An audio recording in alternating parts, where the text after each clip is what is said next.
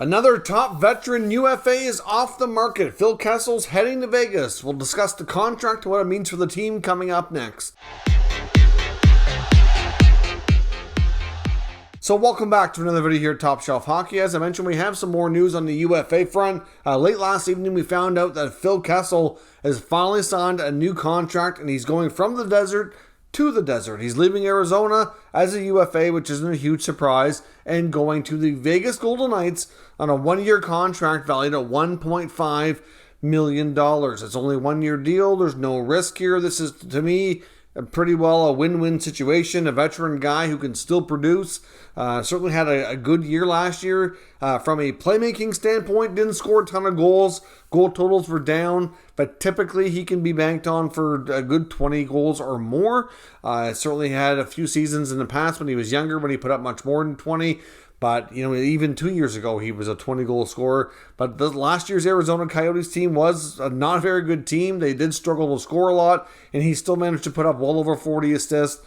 Even though he didn't score a ton, he was very productive in that sense and could be a great fit in Vegas, who, of course, needed to replace some offense. Earlier in the offseason, because of their cap situation, they gave away Max Pacioretty and Dylan Coughlin basically for nothing for future considerations to the Carolina Hurricanes. Of course, since then, they've learned that Robin Lehner's not going to play this year, so they certainly have an expanded long-term injury reserve pool. Same goes for Nolan Patrick. It's not a given yet that he's going to be out all year, but it is possible that he could be.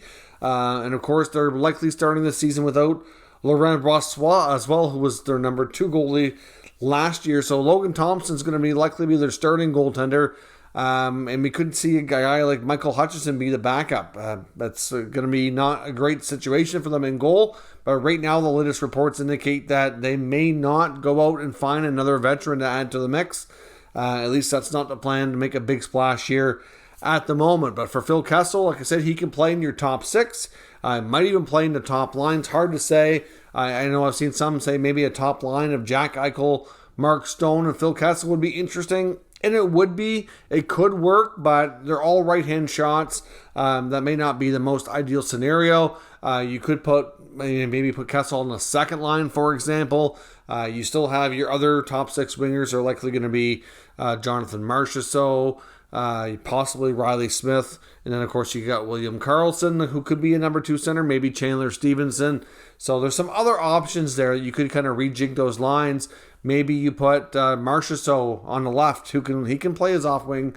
He has done that before. And Kessel could, maybe those are your 2 wingers, maybe on line 2, with maybe Stevenson, for example, or Karlsson as your center. And then of course you could have Eichel, Stone, and maybe Riley Smith, for example, might be your first line. I'm not sure how they're going to do the lines, but no matter what, you had a veteran guy here on a short-term cheap contract. It also comes with a modified no trade. So there's a 10-team list that he can provide to be traded to should that discussion ever come up. But of course, it's only 1 year. Unlikely that I would see that, but unless they find it's just really not a good fit. But of course, like I said, geographically, he's not far from where he was playing and living before in Arizona. Of course, we know Rick Tocchet, who he's close with on and off the ice from his time in Pittsburgh and in Arizona as a coach as well. Lives in the area. I mean, I know that's probably not a huge deal, but obviously Rick Tocchet is currently working in TV, not in the NHL, but he's obviously nearby as well, which I'm sure is a nice little perk for Phil as well. So, of course, he gets to go to Vegas. Now, a couple of interesting things here. We know Phil Kessel is on pace. He's the current, Ironman leader in the NHL now. He doesn't hold the record. We saw Keith Yandel hold that distinction before the streak came to an end earlier last season. But, of course, Phil Kessel is not far off the mark here. So, a couple of key games to watch for later into the season. And it's actually really interesting to see how things work out. Assuming that he continues to play and not miss time, at least up until November, then in October, on October 24th, he would be set to tie the Ironman record set by Keith Yandel against his former team, the Toronto Maple Leafs. Now, of course, he would then hit 1,000 consecutive NHL games on November the 17th against one of his other former teams, the Arizona Coyotes. So interesting, the 2 major milestones for Phil, should he be able to reach them, will both come against former clubs. So that's certainly a couple of games to mark on the calendar for big milestones coming up this year for Phil the Thrill as he begins his tenure with the Vegas Golden Knights. So, like I said, obviously, situation where he should be able to come in and help offensively. I know some people have also said, well, what about the Vegas' cap situation? Well, here's the thing. If you look at cap friendly, they're over the cap by well over $6 million. I think it's almost $7 million. But they have a lot of LTIR money that they're going to be able to go over the cap here for some time. So, obviously, looking at their cap situation, I'll give you a quick shot here from cap friendly. But then look at the injury reserve. You get the Shea contract that they picked up from Montreal, which will be LTIR'd. Then, of course, you have Robin Lehner, another $5 million. And to start the year, at least, they're going to have Laurent Brossoit, most likely, as well as Nolan Patrick. But even if Brossoit and Patrick are going to be activated at some point, they still have over $12 million in space between the Lehner and Weber contracts. So they can go well over the cap here. So they're not in any danger. To be honest, I wouldn't even be completely shocked if they maybe even signed another free agent. There's still some interesting names out there like Evan Rodriguez, Sonny Milano, PK Subban.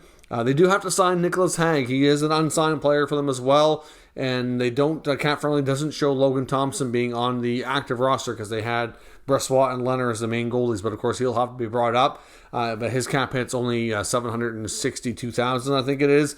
Hague will certainly get a bit of a, I'm not sure how much he's going to get. At least a few million. I don't know what it'll end up being total, but that will eat up a little bit of space between those two contracts. They could squeeze in another fairly inexpensive signing similar to the Kessel one if they wanted to bring in a guy like Milano, for example, on a 1-year deal around $1.5 million or something comparable. That would be something doable as well. It wouldn't hurt because right now on the roster they do have 12 forwards that can be on NHL contracts, but then you're gonna have a guy like Carrier, Amadio being regulars all the time. Not that they can't play, they can play, but Vegas might want a little bit more depth so that they have some options to go with different types of lineups. So wouldn't be shocking if they even did maybe one more move to try to add a little extra forward depth since they do have the LTIR room to spare. So let me know your thoughts on the Phil Kessel signing with the Vegas Golden Knights, and we'll talk about it further down here in the comment section. Of course, we'll be back later with another video recapping any other NHL news for the day. Thank you very much for watching, and I'll catch you next time.